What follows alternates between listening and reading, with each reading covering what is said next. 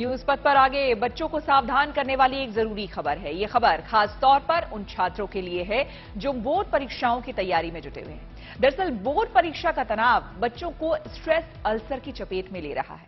इस बीमारी में बच्चों के मुंह में घाव हो रहे हैं, जिससे उनके मुंह के अंदर सूजन हो रही है। बिहार के मुजफ्फरपुर में SKMCH और सदर हॉस्पिटल में पिछले 10 दिनों में लगभग 100 बच्चे इस रोग के पीड़ित होकर पहुंच चुके हैं। SKMCH के डेंटल विभाग के अध्यक्ष प्रोफेसर पुष्पांशु ने बताया कि स्ट्रेस अल्सर की परेशानी तनाव के कारण होती है। अभी परीक्षाओं का समय है, इसलिए परीक्षा देने वाले बच्चों में ये परेशानी बढ़ गई है। वहीं सदर हॉस्पिटल के डेंटल विभाग के डॉक्टर जयंत ने बताया कि परीक्षा के तनाव से शरीर का मेटाबॉलिज्म गड़बड़ा जाता है, जिसकी वजह से मुंह के अंदर घाव होने लगता है। डॉक्टरों ने बताया कि स्ट्रेस अल्सर के ज्यादातर शिकार 15 से 17 साल तक के बच्चे हो रहे हैं। हालांकि ये रोग किसी भी उम्र के लोगों में हो सकता है। डॉक्टरों के मुताबिक स्ट्रेस अल्सर होने के बाद इसे ठीक होने में 1 सप्ताह तक का समय लग जाता है। इस बीमारी से परेशान होने की आवश्यकता नहीं है। दवा लेने के बाद ये बीमारी पूरी तरह से ठीक भी हो जाती है।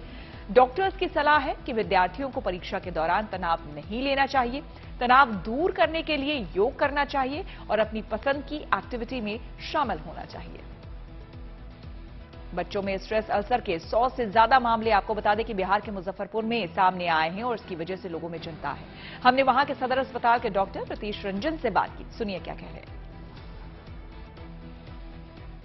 18 साल से नीचे के बच्चों में ये देखा जाता है कि स्ट्रेस के वजह से, इमोशनल स्ट्रेस के वजह से, वो चाहे पढ़ाई का हो, चाहे घरेलू हो, किसी भी तरह का हो, उसके स्ट्रेस के वजह से उसके लिप्स पे, ओरल कैविटी के अंदर, पैलेट में कहीं भी एक मटर के दाने के जैसा एक स्वेलिंग टाइप का हो जाता है, जिसको अल्सर हम लोग बोलते हैं। उसमें उसका लक्षण ये होता है कि उसमें कभी कभी हल्का रेडनेस होगा, टच करने पे पेन होगा, खाने में दिक्कत होगी, इस तरह का उसमें आता है। इमोशनल स्ट्रेस इसका नाम ही है, इसलिए इसको स्ट्रेस कम करना है। ठीक हो जाता है, इसमें ऐसा कुछ नहीं, मिनिमम 3 डेज तो लग ही जाता है।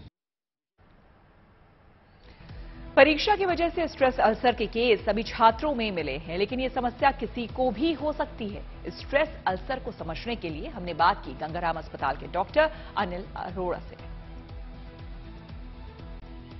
स्ट्रेस अल्सर्स टिपिकली एक ऐसी कंडीशन है whenever there is a stress in the body, तो जितना एसिड प्रोडक्शन होता है स्टमक में वो इंक्रीज होता है।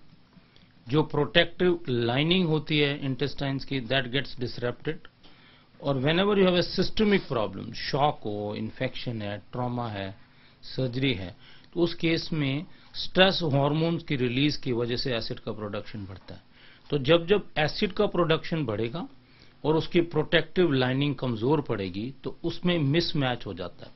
जितना एसिड स्टमक की लाइनिंग बनाती है, उतना उसके प्रोटेक्टिव लाइनिंग न्यूट्रलाइज नहीं कर सकते। Whenever there is a mismatch, so that leads to development of the stress ulcers.